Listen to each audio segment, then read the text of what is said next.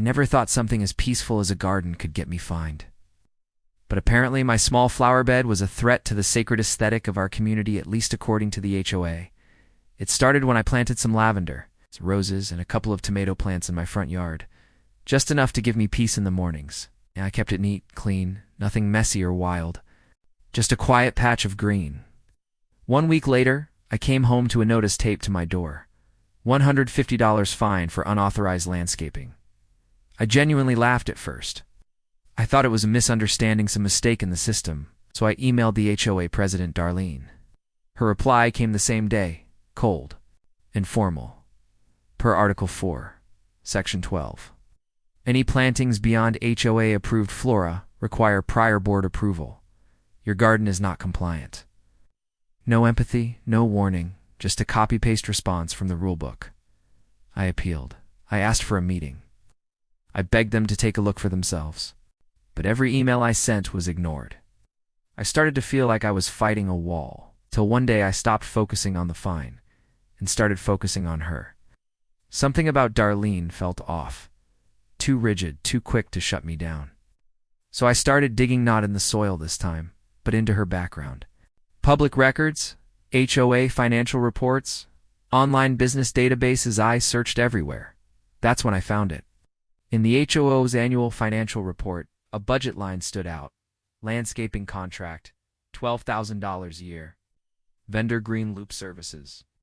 The name sounded official, but I'd never seen any Green Loop trucks in the neighborhood, so I looked up the company. And what I found made my heart race. Green Loop was a registered LLC under Darlene's last name, the listed agent, her son. A young man with no experience in landscaping, living miles away. And yet, for 2 years, Darlene had approved payments using our HOA fees to this fake company. I downloaded every document I could, the LLC registration, property records, past financial statements. It was all right there, in black and white. She was stealing from all of us, while fining me for a few flowers. I knew what I had to do. I didn't want revenge, I wanted justice. So I showed up to the next HOA meeting, uninvited, but fully prepared. All the board was already seated when I walked in with a folder in my hands. Darlene looked surprised, then annoyed. I asked to speak. She tried to shut me down again, saying I wasn't on the agenda, but I didn't need permission, I had proof. I calmly began to read out loud. The business registration number, the company address, the name of her son, the payments, the budget reports. I handed out printed copies to the rest of the board. The room turned cold, silent. One of the members started flipping through the pages, visibly disturbed, and Darlene, she didn't say a word.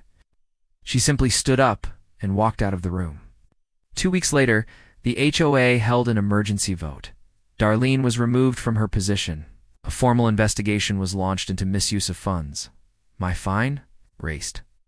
And not just the Tanea apology letter was sent to me, signed by every board member. My garden still stands, stronger than ever. Every morning when I water those tomato plants, I smile, because sometimes justice doesn't arrive with noise and fire. Sometimes it grows slowly, one root at a time. And when it finally blooms, it's not just beautiful, it's unshakable.